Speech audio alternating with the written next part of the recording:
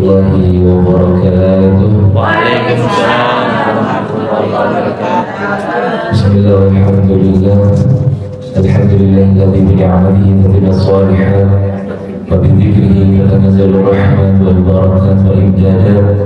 Wassalatu wassalamu ala sayyidis sadat wa qudwatil qadat sayyidina wa maulana Muhammadin qamaril bariyat wa ala alihi wa ashabihi an-nujum az-zahirat. Amma ba'd.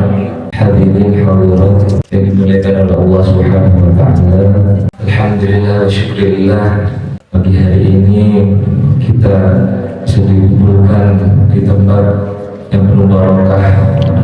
Di majelis yang penuh barokah ini kita sama-sama belajar ilmu agama, dan insyaallah kita tidak keluar dari tempat ini kecuali kita mendapat rahmat dari Allah Subhanahu wa ta'ala. Amin ya rabbal alamin. Alhamdulillah wa syukurillah, kita masih dikaruniakan nikmat, masih diberi nikmat oleh Allah Subhanahu wa ta'ala, yang mana nikmat yang Allah berikan itu tidak dapat kita hitung satu persatu. Andaikan saja pohon dijadikan pulpen, daun dijadikan kertas, dan lautan itu dijadikan tinta, maka kita tidak bisa menghitung nikmat-nikmatnya Allah Subhanahu wa ta'ala. Adapun nikmat yang diberikan oleh Allah Subhanahu wa ta'ala, tiga nikmat yang paling besar yang kita terima, yaitu adalah nikmat Islam, iman, dan ihsan. Tapi kita kadang-kala kita lupa akan nikmat yang diberikan oleh Allah Subhanahu wa ta'ala. Kita kurang bersyukur atas nikmat apa yang Allah berikan kepada kita. Dalam keseharian kita bekerja, kita belajar, kita melakukan ibadah, itu semuanya itu adalah syukur kita kepada Allah Subhanahu wa ta'ala. Sehingga alhamdulillah, berkumpulnya kita di sini juga ini termasuk daripada nikmat Allah Subhanahu wa ta'ala. Disebutkan di hadis Nabi sallallahu alaihi wasallam, "Wa mastam'a qaumun fi baitin min buyutillah yatluna kitaballah." Tidaklah suatu kaum berkumpul di salah satu rumah dari rumah-rumahnya Allah, masjid, membaca kitabullah, wa yatadarasunahu bainahum, dan saling mempelajarinya, illa nazalat alaihimus sakinah, kecuali malaikat akan turun kepada mereka sakinah, yaitu ketenangan, wa ghasyiyatuhumur rahmah, dan dinaungi oleh rahmatnya Allah Subhanahu wa ta'ala, wa hafathumul malaikah, dan malaikat itu akan melingkupi mereka, yaitu mereka akan dimudahkan oleh Allah untuk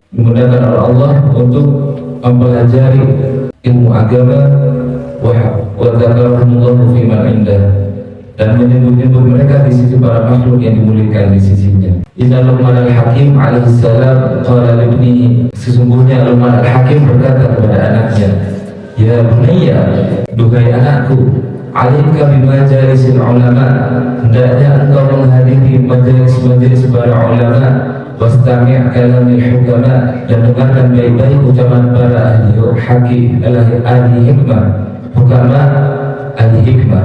Fa inna Allah ta'ala yuhyil qalb, sesungguhnya Allah menghidupkan hati yang mati, binuril hikmah, dengan cahaya hikmah, kama yuhyil ardal maitah biwabil qatar, sebagaimana dia menghidupkan tanah yang mati dengan tetesan air hujan."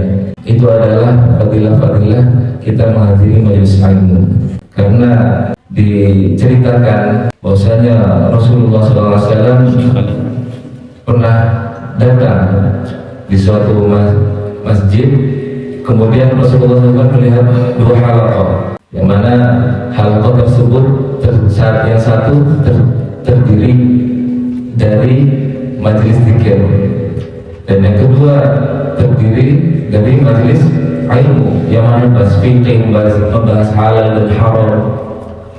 Kemudian ada sahabat yang tanya kepada Rasulullah, "Ya Rasulullah, mana yang paling afdal, majelis zikir atau majelis ilmu?" Kemudian Rasulullah SAW menjawab, kilahuma ala khair, keduanya itu sama-sama baik, sama-sama bagus. Gak nyebutin zikir, oh majelis zikir yang lebih bagus, oh majelis ilmu yang lebih bagus, enggak, sama-sama bagus. Tapi dalam Rasulullah SAW ketika lihat hal tersebut, beliau duduk di tempatnya majelis ilmu, majelis yang membahas fikih, majelis membahas ilmu. Kemudian Rasulullah mengatakan, saya duduk di sini untuk belajar.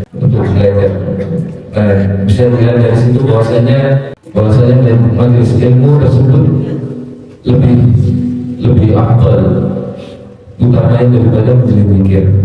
Tapi keduanya sama-sama baik, tapi majelis ilmu itu lebih diutamakan. Insyaallah kita sudah diberikan sehat walafiat. Amin. Karena sehat tanpa afiat itu percuma mawon.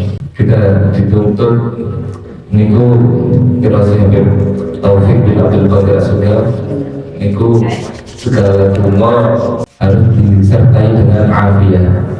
Afiat itu apa? Afiat itu perlindungan atau keselamatan dari Allah.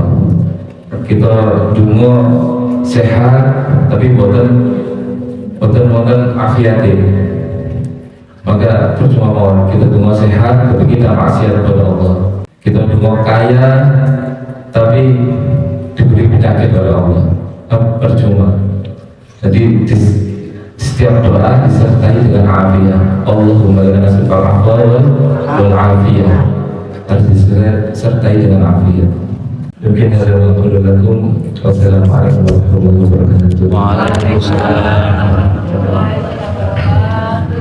Alhamdulillahirabbil alamin. Semoga apa yang beliau sampaikan guru kita semua, Gus Ahmad Fathah Al-Ghifari, semoga menjadikan penyemangat hidup kita. Amin ya rabbal alamin.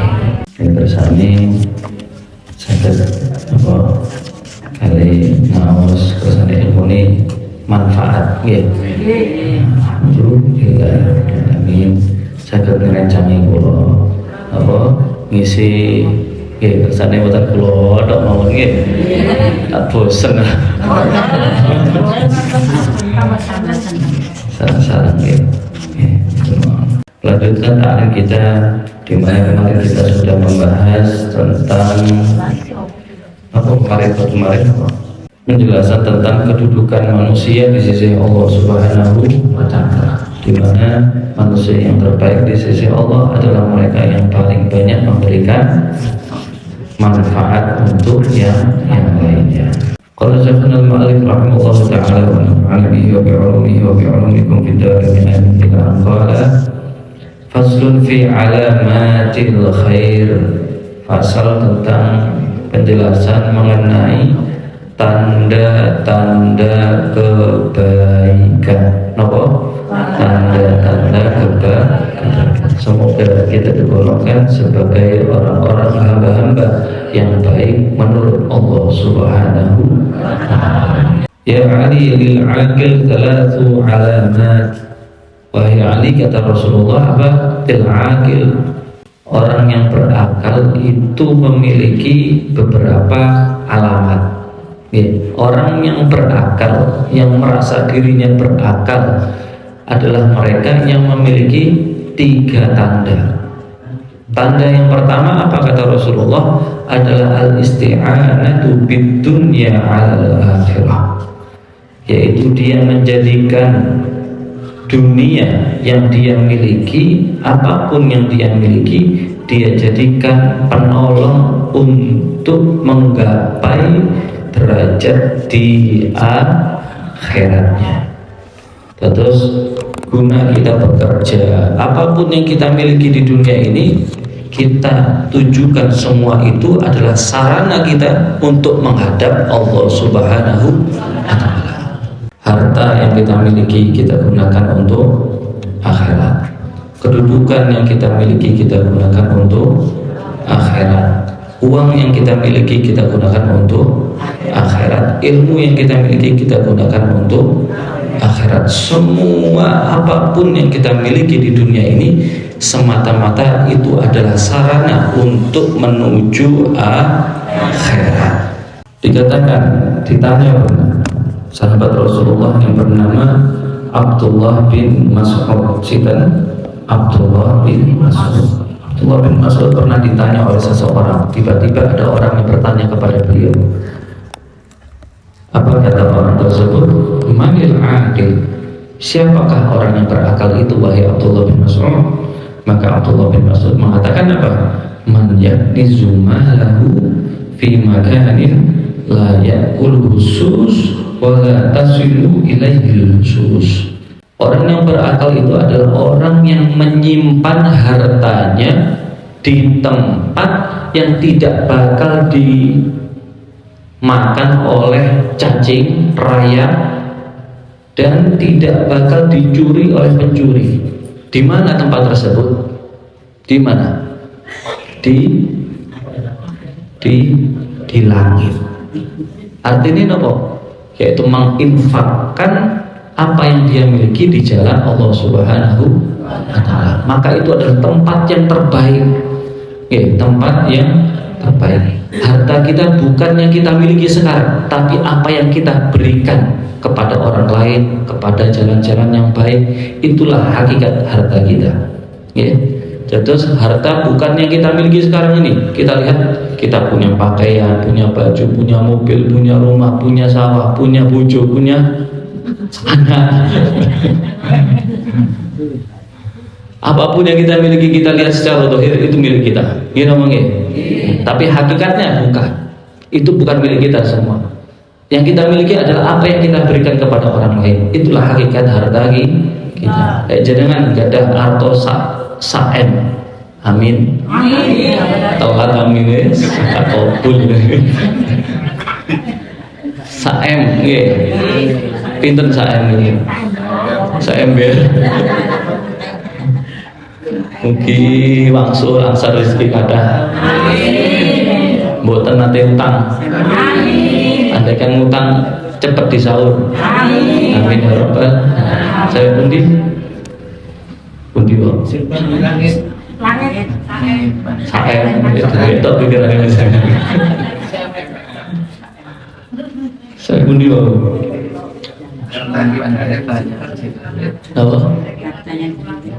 Harta yang kita miliki hakikatnya adalah harta yang kita berikan. Itulah hakikat harta kita. Adanya kita punya uang 1 miliar, secara zahir di ATM ada uang 1 miliar, yang kita sedekahkan 1 juta.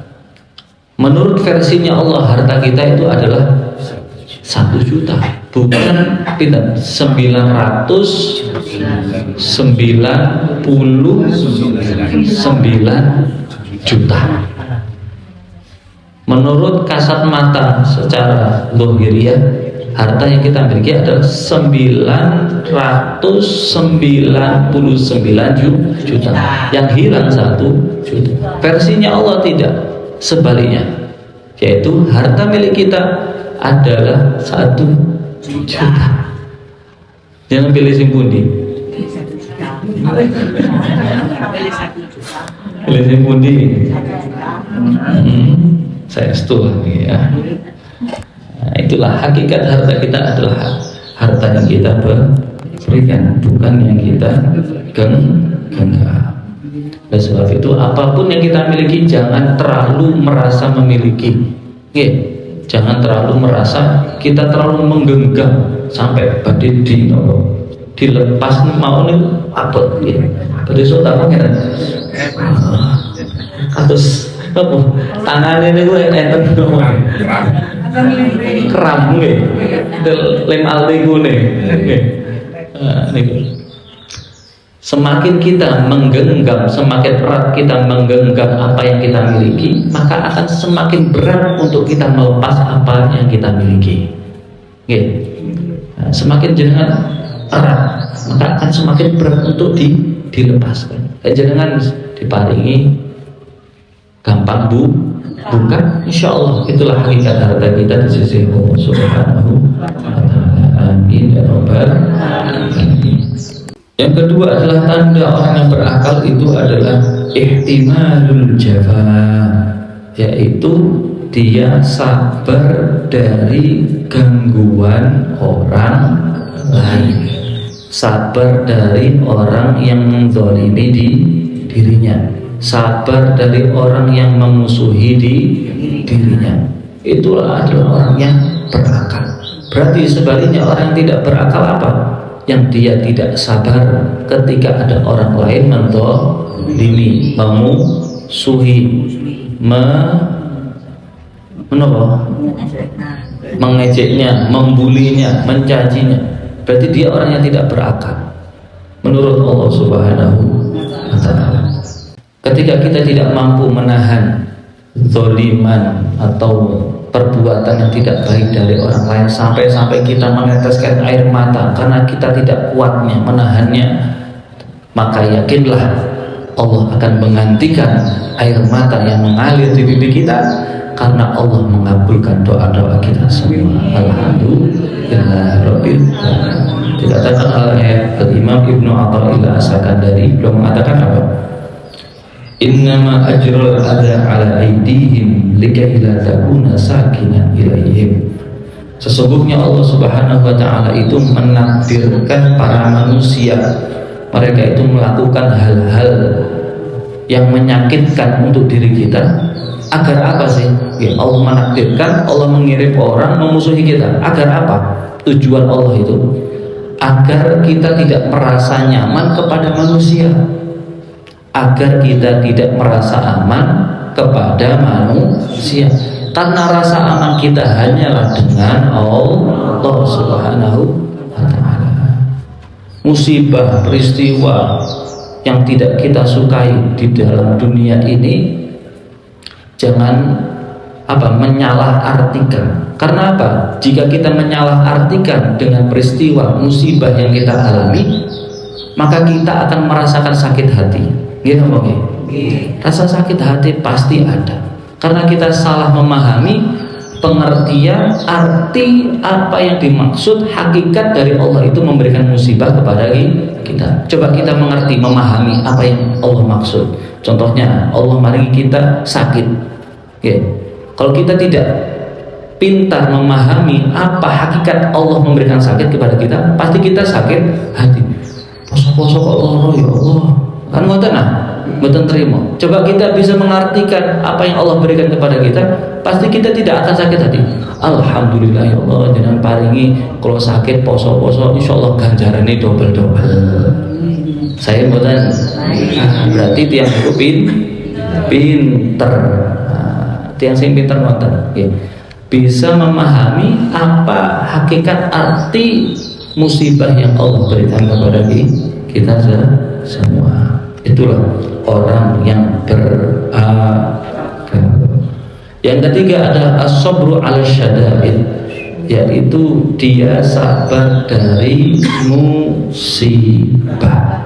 Pertama, menjadikan dunianya sebagai sarana untuk akhirat. Kedua, sabar dari orang yang menzalimi dirinya. Ketiga, sabar dari musibah. Sabar itu ada dua, kata Sayyidina Ali bin Abi Thalib. As-sabru sabrani. Sabar niku enten kali. Yang pertama, sabar dari perkara-perkara yang kita tidak sukai. Ya, perkara-perkara hal-hal yang tidak kita sukai. Yang kedua, sabar menahan diri dari sesuatu yang kita inginkan. Pertama, sabar dari sesuatu yang tidak kita inginkan sama sekali. Kedua, sabar menahan diri dari sesuatu yang kita inginkan. Yang pertama, contohin apa? Sabar dari sesuatu yang kita tidak inginkan. No, dibagi musibah, enten talang longsor, gempa bumi. Warunginane enten gempa bumi nggih. Rindu kraos. Enten sing boten kraos karo sing bumi. Alhamdulillah. Akan beberapa titik di daerah-daerah tertentu sampai rubuh. Alhamdulillah, dan berarti dibarengi alhamdulillah. Andaikan kita diberikan musibah oleh Allah, rumah kita hancur, berarti kita sabar dari sesuatu yang kita asalnya tidak inginkan. Itu pertama. Yang kedua, sabar dari menahan diri untuk menggapai sesuatu yang kita inginkan. Contohnya apa? Jangan pengen apa? Jangan temriki lho, pengen apa jangan. Pengen selamat itu kalau cepat tidak selamat. Free ongkir wis. COD-an bisa guys, free ongkir wis, enggak usah bayar. Gratis nih. Kalau berat diskon 100%. Big sale. Khusus Ramadan. Kita pengen di sini pengen surga, pengen rezeki ingkang kathah barokah. Ini ngomong nggih. Dengan kita menjalani seperti ini, kita berarti sabar untuk menggapai sesuatu yang kita inginkan. Itulah sabar, kata Sayyidina Ali bin Abi Thalib radhiyallahu taala anhu. Andaikan Allah mengambil sebuah nikmat kepada kita, kita harus pintar di dalam mengambil atau merespon apa yang dimaksud oleh Allah Subhanahu wa taala. Contohnya Allah mengambil nikmat sehat, nikmat batuk, contohnya nikmat Allah sehat diparingi batuk. Jangan melihat nikmat yang Allah ambil, tapi lihatlah nikmat yang sedang tersisa yang kita alami sekarang ini. Contohnya dengan diambil sandali, ya hilang sandali. Jangan mengeluh dulu, kita harus ingat sesungguhnya ada nikmat yang lain yang masih ada pada diri kita. Tenggira tak seenten sana. Jangan dilihat yang diambil oleh Allah, tapi lihatlah yang tersisa yang dimiliki oleh kita dari Allah Subhanahu wa taala. Ketika Allah mengambil sesuatu yang tidak engkau kira-kira engkau akan kehilangan sesuatu itu, maka Allah akan menggantikan dengan sesuatu yang engkau tidak akan kira-kira engkau akan memiliki sesuatu itu. Ya. Jangan kau tersangka tiba-tiba motornya hilang, mobilnya hilang, omahnya hilang. Harus sabar. Karena apa? Jika dengan sabar dari sesuatu yang tidak Anda inginkan, yang tidak kira-kira Anda inginkan, akan kejadian sesuatu itu, kejadian itu, maka Allah akan mengirimkan sebuah kenikmatan yang kita tidak akan menyangka bahwa kita akan memperoleh kenikmatan itu.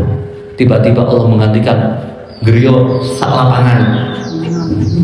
Kan tidak disangka.